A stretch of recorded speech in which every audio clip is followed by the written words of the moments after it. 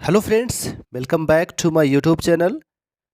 अगर आप चैनल पे नए हैं तो चैनल को सब्सक्राइब कर लीजिए ताकि आप पेंशन या वेतन आयोग से संबंधित अपडेटेड रहेंगे। दो चीज़ें, एक तो पुरानी पेंशन योजना के जगह पे एनपीएस और फिर एनपीएस के जगह पे यूनिफाइड पेंशन स्कीम, और फिर इसको डेडलाइन दे करके कर्मचारियों के हाथ में थमाना कि आप 1 अप्रैल से पहले यूपीएस में अपनी इनरोलमेंट सुनिश्चित कीजिए, नहीं तो आप एनपीएस में बने रहेंगे। एनपीएस के जितने भी एन्युटी प्रोवाइडर है उसकी आपकी रिटर्न हालिया दिनों में देखने को मिली है। उनकी शेयर में कितनी गिरावट हुई है, उसके हिसाब से आपकी जो एन्युटी रिटर्न है उसमें भी कमी आएगी।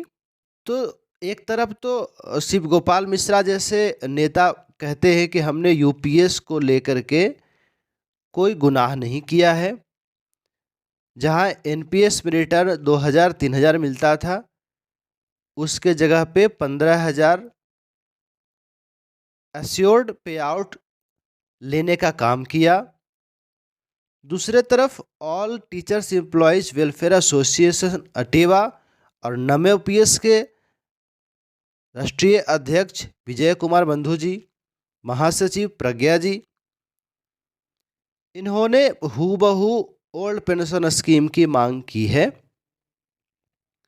इनका जो एक्शन प्लान था, अपने कलीग्स को अवेयर करें, पुरानी पेंशन योजना के बारे में बताएं, यूपीएस की अनॉमलीज के बारे में बताएं।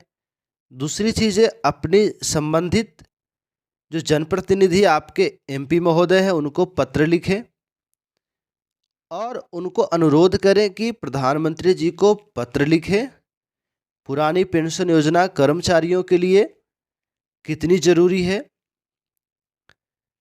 जब भी पुरानी पेंशन योजना जैसे हिमाचल प्रदेश में सुखी सरकार ने लागू किया, उन्होंने बताया था कि ये जो कोई पॉलिटिकल डिमांड नहीं है, ये कर्मचारियों का हक है। अटेवा नमोपीएस शुरू से लेकर के रेलवेज हो, पैरामिलिट्री हो, जितनी शहादतें होती है, कर्मचारी पूरी निष्ठा के साथ में सरकार के साथ खड़े रहता है।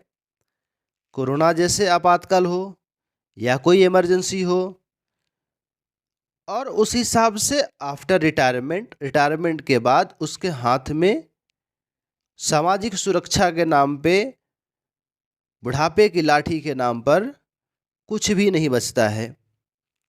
तो इस क्रम में अटेवा ने माननीय सांसद जितेंद्र कुमार दोहरे जी को पत्र लिखा। इसमें एनपीएस और यूपीएस में जो विसंगतियां हैं उसके बारे में बताया। साथ ही साथ देवेश शाह सांसद लोकसभा एटा, उसके साथ आरके चौधरी सांसद मोहनलालगंज लखनऊ, अफजल अंसारी एमपी गाजीपुर, जितने भी जो सांसद महोदय हैं उनको पत्र लिख करके और 1 मई को जंतर मंतर पर देशव्यापी आंदोलन का पूरे जितने भी कर्मचारी हैं, सरकारी कर्मचारी हैं देश के, उनको आह्वान किया है। आपकी सामाजिक सुरक्षा, आपके डिपेंडेंट्स की सामाजिक सुरक्षा, उनकी पढ़ाई, उनकी स्वास्थ्य सुरक्षा किया जाए।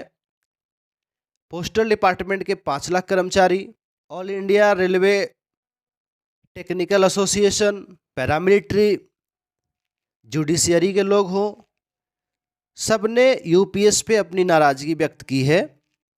हाल ही में अटेवा आजमगढ़ के साथियों ने लालगंज सांसद महोदय दरोगा प्रसाद सरोज जी को ज्ञापन सौंपते हुए अपनी समस्याएं बताई। इस पर दरोगा प्रसाद सरोज जी ने पॉजिटिव एटीट्यूड दिखाते हुए कर्मचारियों की मांग को संसद में उठाने का आश्वासन दिया। तो यह जो पुरानी पेंशन योजना बहाली की जो लॉजली है, इसमें कहीं ना कहीं कर्मचारियों की जीत होगी और इसका पूरा का पूरा श्रेय अटेवा, नमो पीएस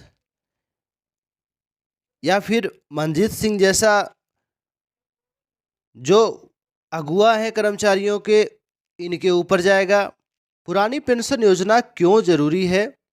यूपीएस में अश्योर्ड पेंशन की बात की गई है, लेकिन आपकी जो कंट्रीब्यूशन है, आपकी जो कटौती है, उसको जब्त कर लेने की बात की गई है।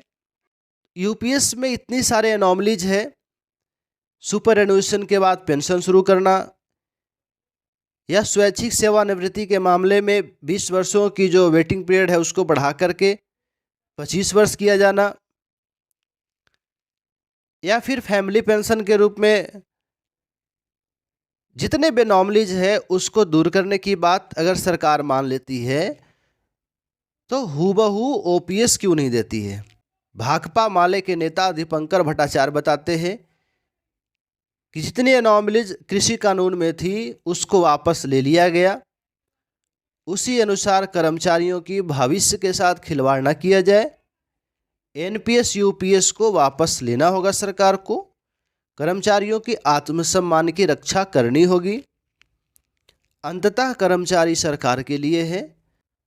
अटेवा के प्रयासों से उत्तर प्रदेश के लगभग 118 शिक्षक कर्मचारियों को जो 2004 के पहले वाले विज्ञप्ति में बहाल किए गए थे, उनकी ज्वाइनिंग 2007-2006 कभी भी हो, लेकिन अगर विज्ञप्ति 2004 के पहले आई थी, उनको पुरानी पेंशन योजना से आच्छादित कर दिया गया है। अगर आपकी भी ज्वाइनिंग 2004 से पहले वाले विज्ञापन में हुई है तो आप अपनी संबंधित कार्मिक विभाग से संपर्क कीजिए। रेलवेज ने 2002-2003 की जो विज्ञप्ति थी, जिसकी जो नियुक्ति 2005 में हुई थी, या फिर बिहार के संदर्भ में लेके चलेंगे तो इनको जो है पुरानी पेंशन योजना से आच्छादित कर दिया गया। एक बार हम लोग लिस्ट देख लेते हैं। ये जो ऑफिस ऑर्डर आया है 3/3/2025 को, इसमें लगभग 118 शिक्षक कर्मचारियों को पुरानी पेंशन योजना के अंतर्गत रख लिया गया है, जिसकी विज्ञप्ति तिथि 2004 में है, योगदान तिथि 2004 के बाद भले ही है। तो 2-3 चीज़ें आपको ध्यान में रखना बहुत आवश्यक है।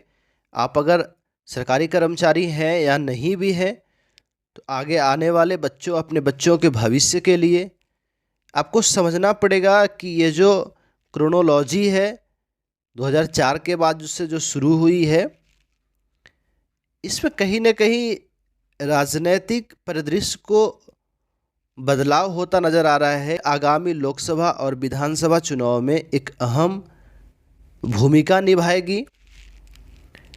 कर्मचारी रिटायरमेंट के बाद या इन सर्विस असुरक्षित महसूस करने लगे हैं, तो आपकी क्या डिपार्टमेंट्स है, उस डिपार्टमेंट्स में यूपीएस से संबंधित क्या डेवलपमेंट्स हो रही है,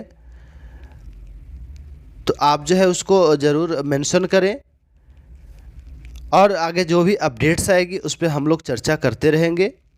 तो आज के लिए इतना ही, मिलते हैं अगले वीडियोस में। तब तक के लिए अपना ख्याल रखिए।